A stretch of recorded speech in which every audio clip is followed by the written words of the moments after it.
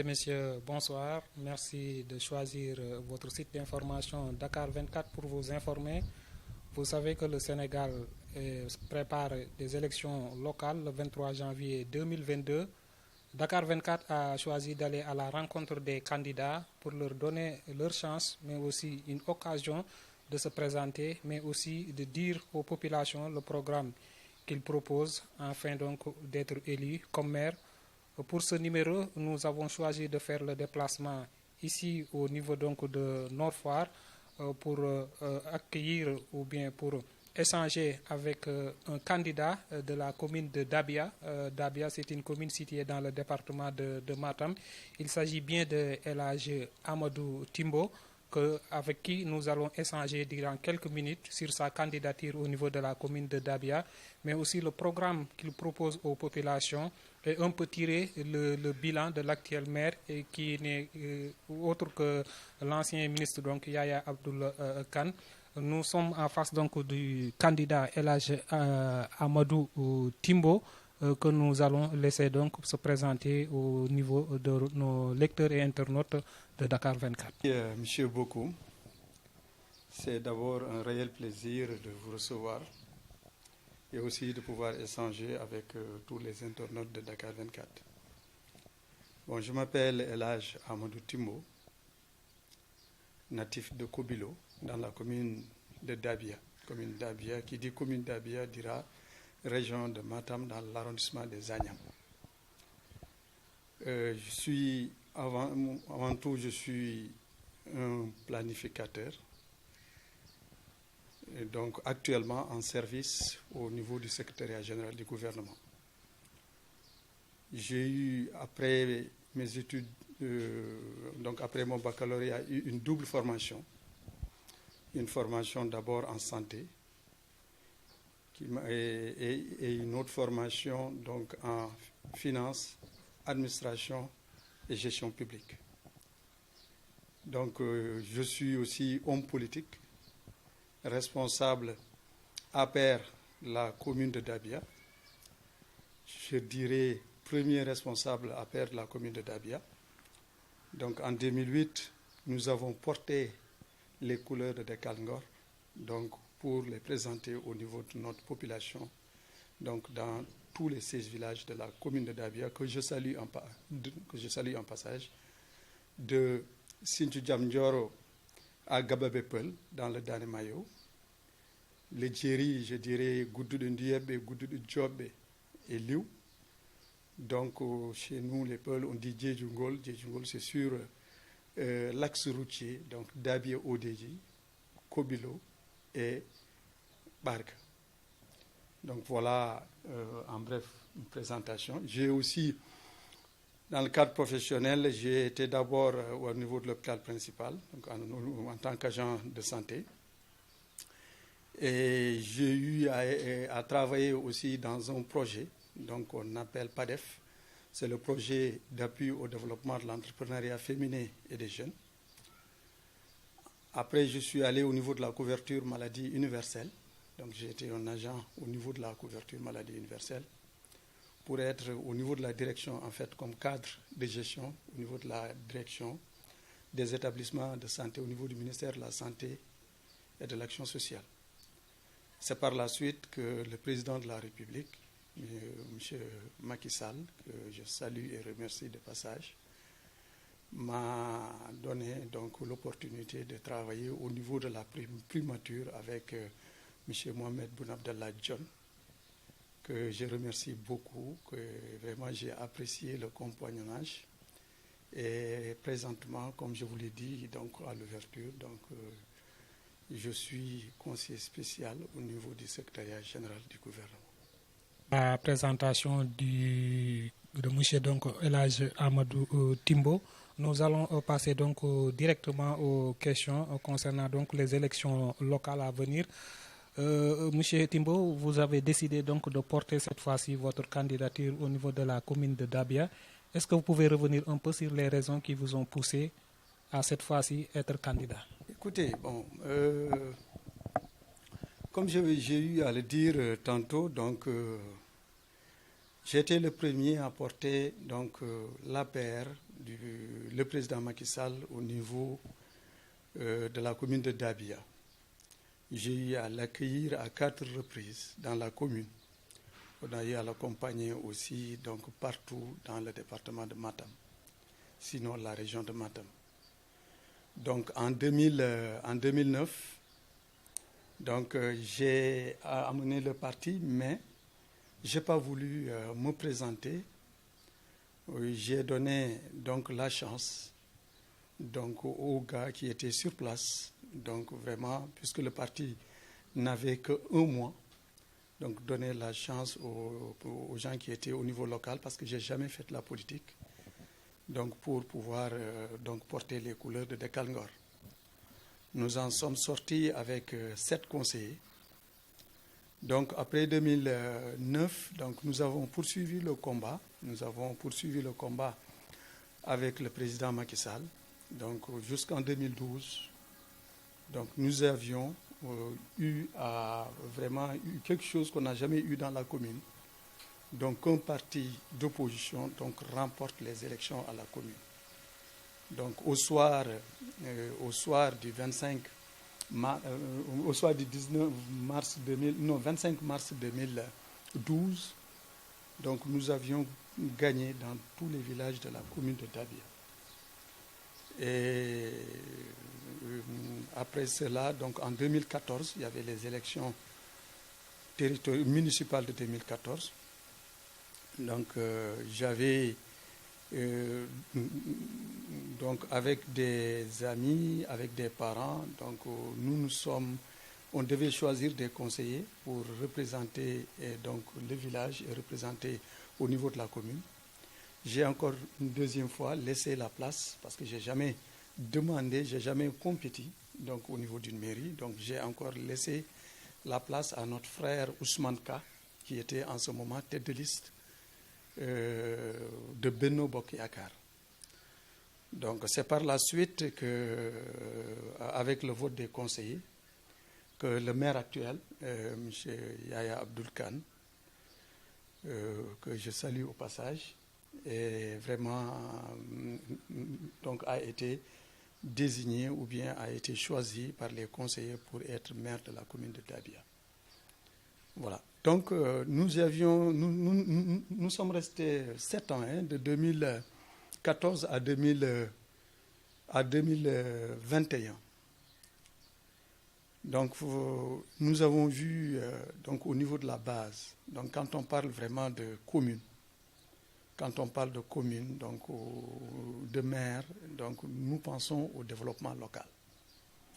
Parce que la mission essentielle donc, du maire ou bien de la commune, c'est la conception, la programmation et la mise en œuvre des activités de développement.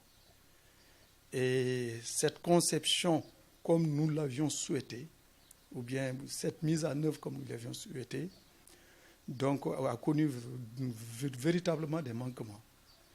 Des manquements d'abord au niveau informationnel, au niveau organisationnel, et aussi donc nous avions vu que la commune pouvait donc avoir plus. Le développement pouvait être encore beaucoup plus stimulé donc avec ce septennat. Parce que nous avons eu la chance d'avoir donc un maire instruit. Nous avions eu aussi la chance d'avoir un maire qui a des responsabilités au niveau du gouvernement.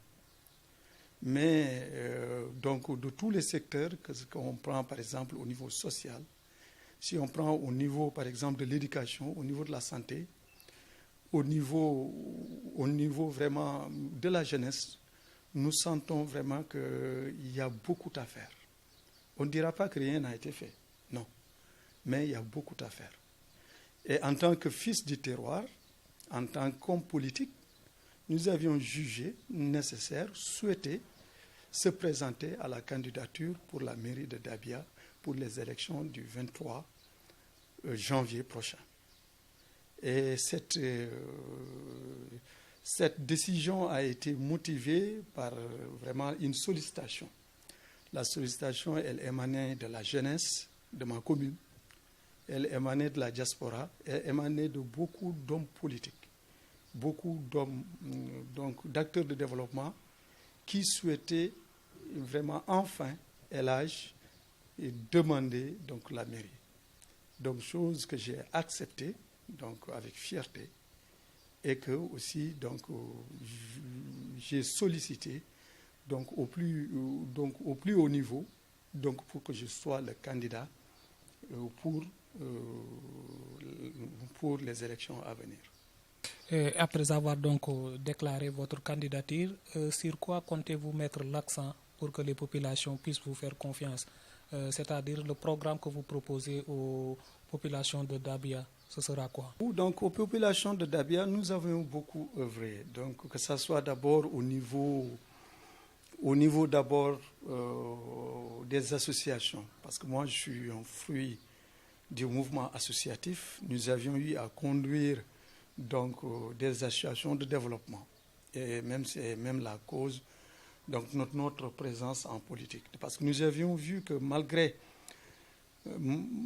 nos agissements, malgré notre volonté de vouloir mieux faire et de pouvoir faire pour la commune, pour la population, donc si vraiment on ne se lance pas en politique et vraiment on ne devient pas décideur, donc ça serait vraiment difficile donc d'arriver à nos objectifs. Donc ça soit sur le plan social, donc sur le plan de la santé, nous avions eu même en n'étant pas maire, en n'étant pas acteur politique, donc à bouger, donc pour vraiment booster le développement local. Donc avec des GIE, avec des associations sportives et culturelles, des associations de développement. Donc nous avions vu qu'il fallait vraiment se lancer en politique. Et donc cette volonté d'être homme politique donc ne se justifie que pour régler les problèmes des populations. Bon, nous voyons qu'au niveau des communes, comme on a eu à le voir, tout le monde le sait, les 9 domaines de compétences de la commune, donc nous pouvons amener donc une valeur ajoutée à ce qui existe déjà. Donc quand on prend par exemple au niveau des domaines, là c'est au niveau d'abord juridique et organisationnel qui existe. Donc on ne peut que vraiment donc en parlant de terre, donc les terres, c'est d'abord nous connaissons beaucoup de problèmes au niveau du foncier, au niveau de notre commune. Donc parce que j'ai eu avec mon voyage au niveau de la diaspora, donc que beaucoup m'ont interpellé sur le foncier. J'ai dit bon, le foncier, je ne vais pas trop donc avancer, mais tout ce que je sais, c'est que il faut laisser aux populations donc ce qu'ils ont de plus cher. C'est quoi? C'est les terres. Et en plus, donc si on est porteur de projets de développement, là, je pense que la meilleure façon de faire, c'est de discuter à la base. Donc il ne faudrait pas que des projets nous viennent, par exemple, d'ailleurs, que ça soit préparé dans des hôtels, que ça soit préparé avec des bailleurs, que ces projets-là ne passent pas d'abord au niveau de la base. Moi, je pense que si on veut que les choses marchent, donc surtout au niveau des projets, au niveau de l'agriculture, donc au niveau de l'élevage, il faut y aller avec vraiment une relation sincère. Ça veut dire discuter, communiquer avec la population, leur dire vraiment ce que vous souhaitez faire pour eux. Et je sais que les populations n'aspirent qu'au développement, n'aspirent qu'au bien-être. Donc ça ne posera aucun problème. Bon, au niveau aussi, donc quand on nous dit aussi donc santé et action sociale, moi je pense qu'il y a beaucoup à faire. Donc la commune a 2 postes de santé, donc des cases de santé, donc 3 postes de santé, des cases de santé. C'est vrai qu'au niveau des fonds de dotation, donc qui viennent, donc il y a toujours une part donc en médicaments pour les villages ou bien les postes de santé.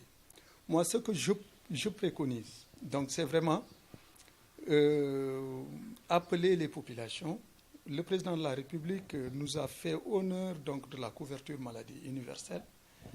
Donc, il y a les mutuelles. Moi, je pense qu'il faut organiser chaque village en mutuelle. Et aussi informer donc, les populations, informer la diaspora, qu'on remercie vraiment, qu'on ne cessera jamais de remercier. Parce que tous les projets de développement du Fouta en général donc, sont portés par la diaspora. Donc pour ces gens-là, il faut les rencontrer, il faut les expliquer.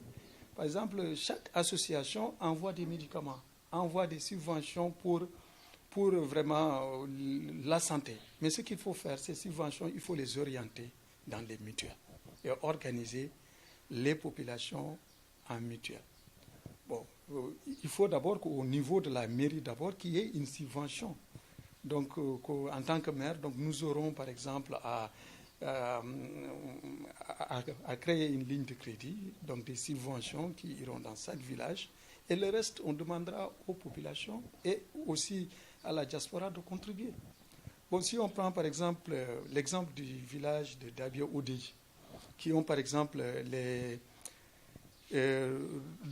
donc les immigrés donc qui sont là-bas, qui envoient des médicaments, qui envoient des sommes d'argent pour la santé. Il faut que ces gens-là sachent vraiment, s'ils mettent leur argent, au niveau des familles, qu'ils sachent vraiment qu'il y a un soulagement donc, de la prise en charge. Il ne faudrait pas qu'on envoie l'argent et que les ordonnances continuent encore, le prix des ordonnances continue à augmenter. Que celui qui est en France continue à donner les mêmes sommes, sinon plus. Donc ce qu'on va faire, on va organiser le village d'Abia-Odeji en mutuelle et on va désigner des responsables locaux qui seront des représentants. Donc ces responsables locaux-là vont, avec la participation de la mairie, donc organiser par exemple un comité. Donc ce comité se chargera de la gestion, donc de la gestion administrative et financière donc, du comité, et que tout un chacun, par exemple, signe des conventions avec les pharmacies, signer des conventions avec, par exemple, les postes de santé, avec le centre de santé de Tilogne, avec l'hôpital de Wurusoki, pour que tout un chacun qui est là, donc qui fait partie de cette mutuelle, parce qu'on va aussi donc privilégier, essayer pour que les gens fassent partie de ces mutuelles. Par exemple, si la personne devait payer 3 500, parce que l'État a subventionné les 3 500. Les autres 3 500, c'est la personne qui doit payer. Pourquoi pas la mairie aussi subventionner? Donc, chaque village, par exemple, prendre des familles les plus démunies, donc les enrôler dans les mutuelles, et aussi dire à tout un chacun qui fait partie de la mutuelle, donc les 3 500, le poste de santé, la commune, donc va essayer de prendre 50%. Je pense que si on essaie d'aller comme ça, donc nous verrons qu'il y aura vraiment un résultat. Oui.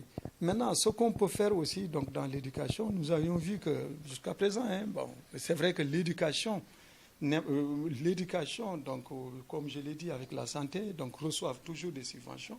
Mais qu'est-ce que la commune peut faire donc, pour l'éducation de nos enfants?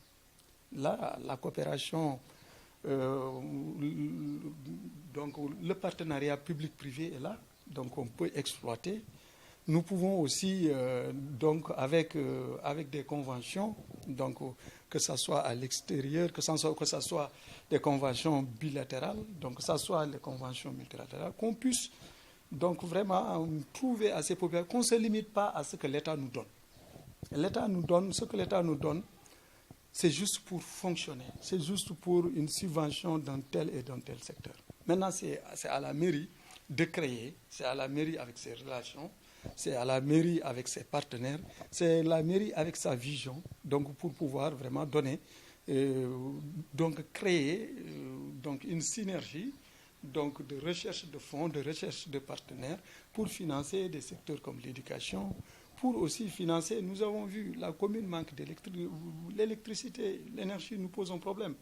Tous les villages, donc j'ai fait une tournée dans tous les villages, nous avons vu, à part le village de Liu, que j'ai vu vraiment l'éclairage public, donc tous les villages ont des problèmes d'éclairage public.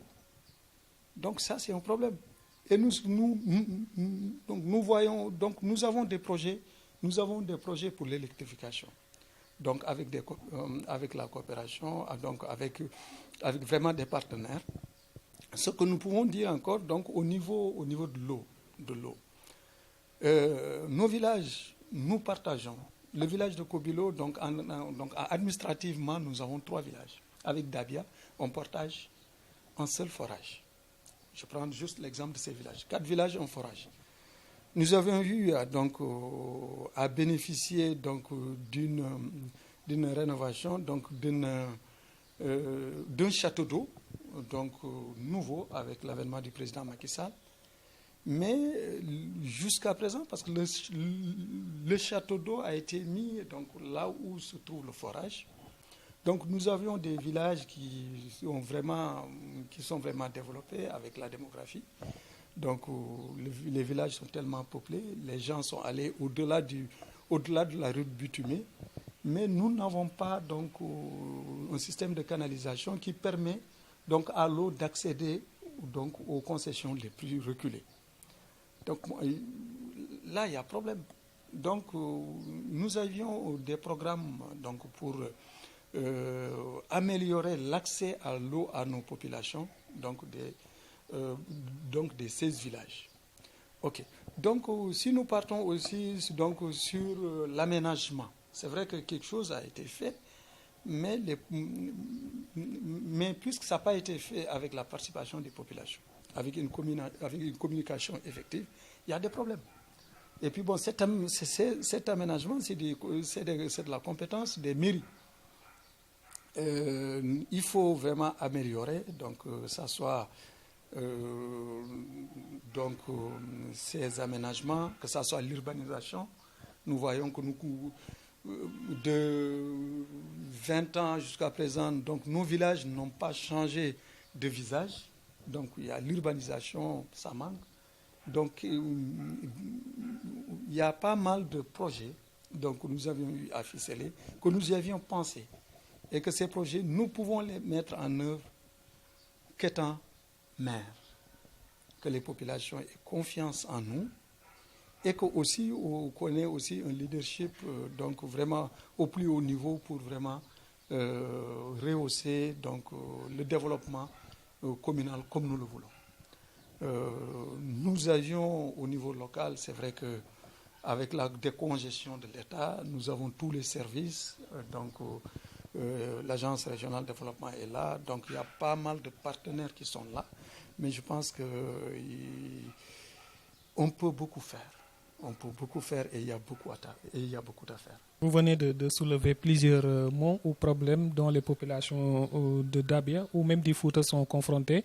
Et on se rappelle récemment, même lors de la tournée du chef de l'État, des gens avaient protesté pour dire que Fouta Tampi, avec la naissance des coalitions de l'opposition comme Yewwi Askan Wi, Gëm Sa Bopp ou celle du PDS, est-ce que vous ne craignez pas au niveau du Fouta et au niveau de la commune de Dabia qu'il y ait une vote sanction puisque les populations sont un peu frustrées par rapport aux mots dont vous venez de soulever? Donc, le voyage de son Excellence, Monsieur le Président de la République au Fouta, donc nous avions magnifié vraiment l'arrivée du Président de la République. Et il faut se dire que donc, le Président de la République a beaucoup fait. Et c'est vrai qu'il y a beaucoup aussi à faire. Je pense que quand on inaugure donc, un hôpital comme l'hôpital des Agnam, comme l'hôpital de Chilogne, et qu'on pose aussi la première pierre donc, pour l'aéroport de Ourossogui, pour l'université de Ourossogui, et des plateformes multifonctionnelles. Donc, beaucoup de choses ont été faites. Il faudrait aussi se dire que donc, l'électrification rurale a connu vraiment un essor considérable avec l'avènement du président Macky Sall. Il faut se dire qu'aussi au niveau des forages, donc, que ce soit dans le Matam, dans le département de Matam, que ce soit à Ranérou, à Kanel, donc beaucoup de choses ont été faites. Bon, nous en voulons encore, c'est vrai, c'est normal. Donc le président aussi a posé la première pierre de la route d'Anemayo, donc l'axe qui va vers donc de Matam à Oréfondé et de Matam donc vers l'axe Canel. Et n'oublions pas aussi que Ranérou Matam, avant 2012, il y avait des problèmes. La route n'était pas bitumée. Il y avait un problème de route. Le président Macky Sall, ça a été sa première réalisation, Ranérou Matam. Maintenant, il faudrait aussi se dire que de Ourossogui à Bakel, ça a été rénové. Pas rénové, c'est pas rénovation, donc ça a été restructuré. La route donc a été bien faite. Il faut se dire que aussi le Millennium Challenge, ça s'arrêtait au niveau de Ndioum, avec l'avènement du président Macky Sall en 2012. Donc de Ndioum à Chilogne, la route est impeccable, est praticable. Il reste, c'est vrai, l'axe Ourossogui-Matam. Et cet axe aussi, donc ça a connu beaucoup de problèmes. Et moi aussi, c'est ça que je dis à chaque fois. Je dis que bon, c'est cette quarantaine de kilomètres qui nous coûte très cher.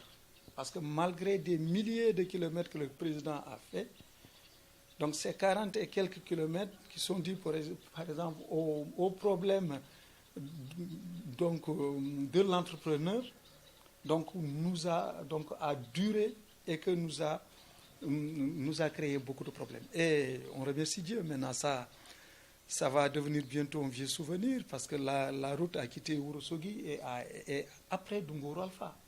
Donc aujourd'hui, nous avons 15 kilomètres à combler pour que vraiment la route devienne praticable à 100%. Donc le président de la République, il a beaucoup fait. Bon, il ne faudrait pas aussi se limiter à ces infrastructures au niveau local.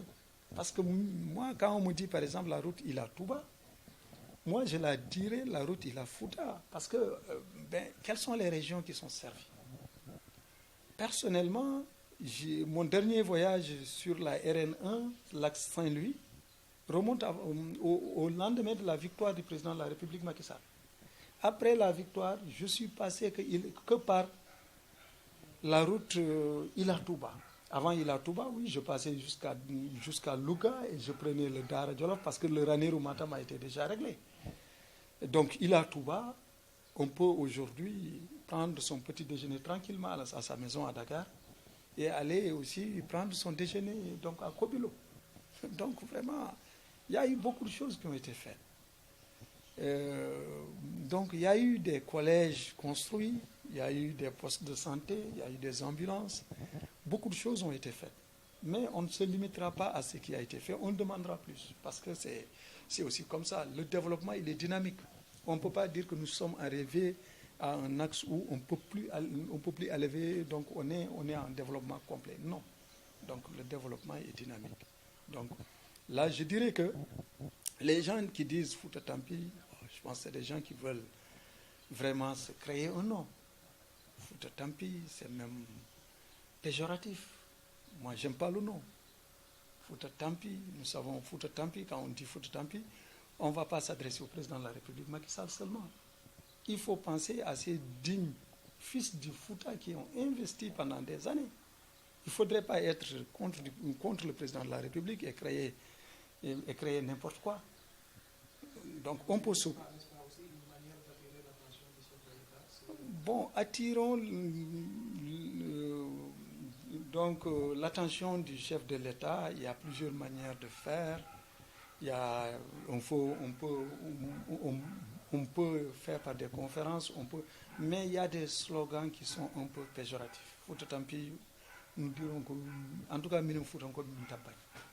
Tempéré, non, comme on le dit, Tampi, dans la vie, donc que ce soit les pays les plus riches au monde, ou bien que ce soit les individus, ou bien les personnalités les plus riches, elles sont toujours confrontées à des obstacles qui sont appelés à relever. Ça, c'est dans le déroulement normal de la vie.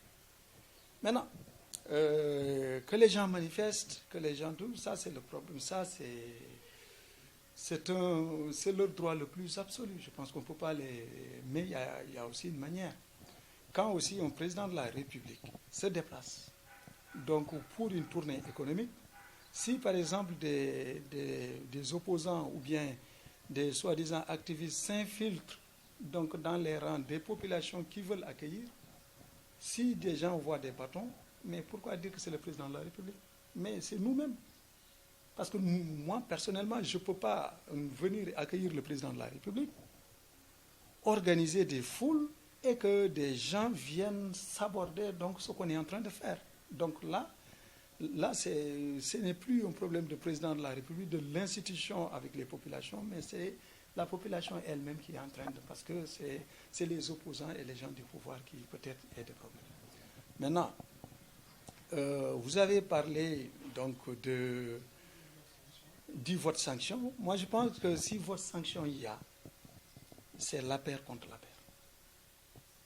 Parce que l'opposition en tant que telle, nous avons vu vraiment la carte électorale au niveau de Matam.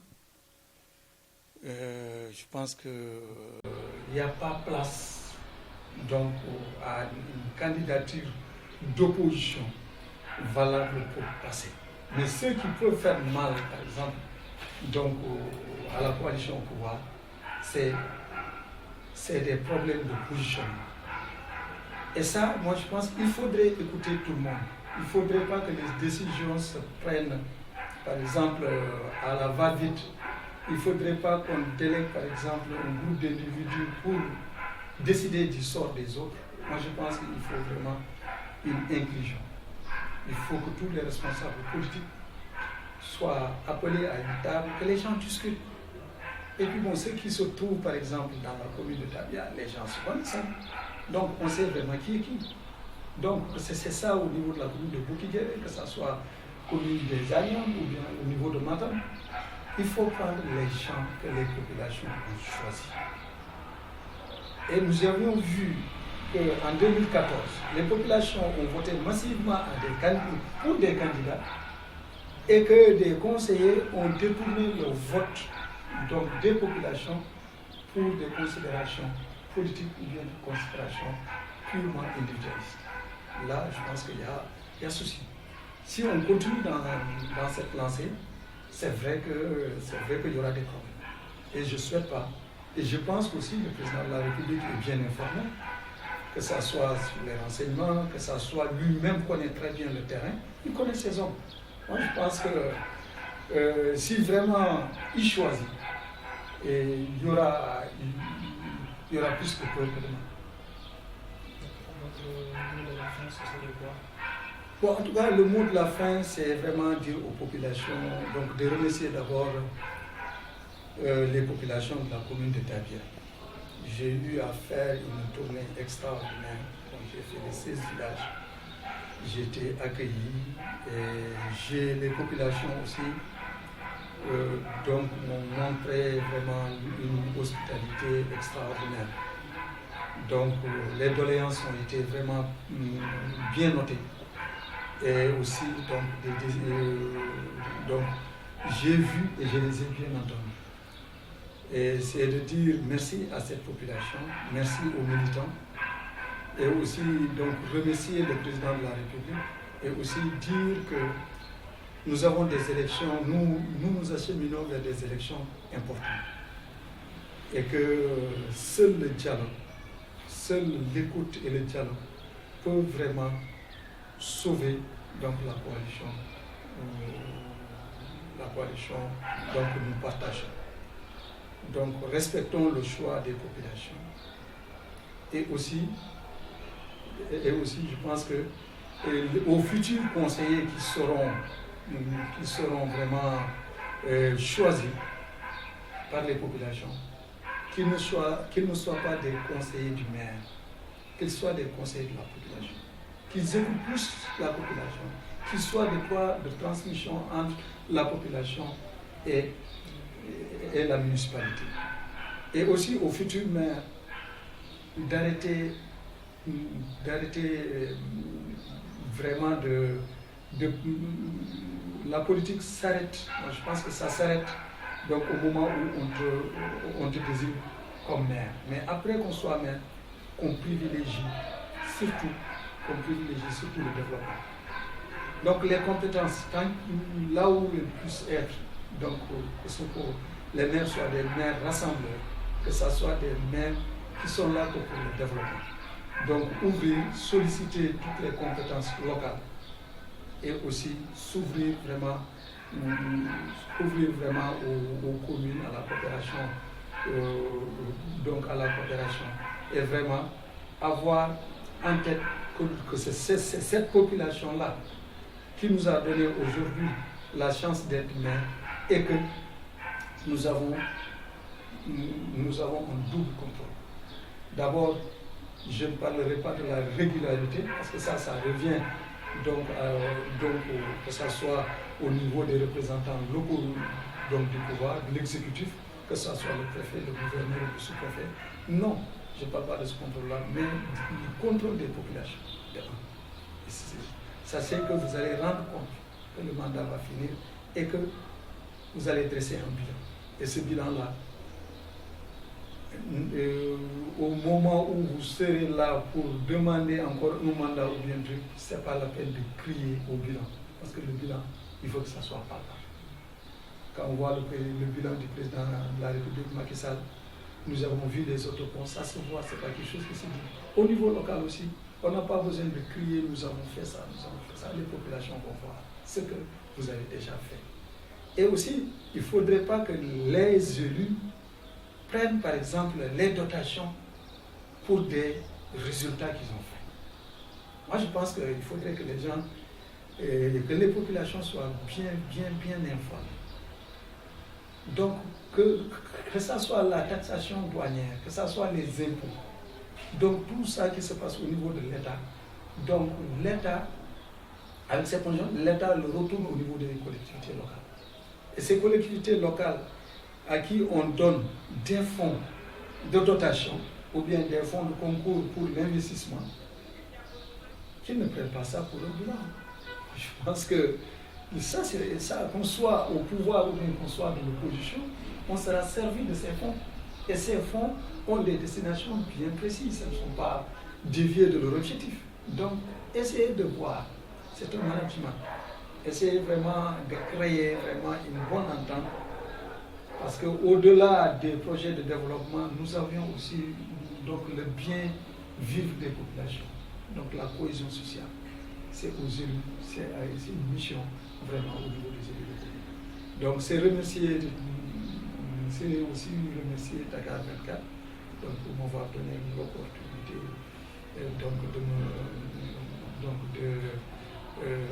de m'adresser aux populations. Et vraiment de vous remercier vivement. Merci beaucoup. Et donc à notre invité du jour, c'était El Hadj Amadou Timbo, qui est candidat au niveau de la commune de Dabia, et c'est dans le département de Matam. Nous donnons donc rendez-vous à nos chers internautes la prochaine fois.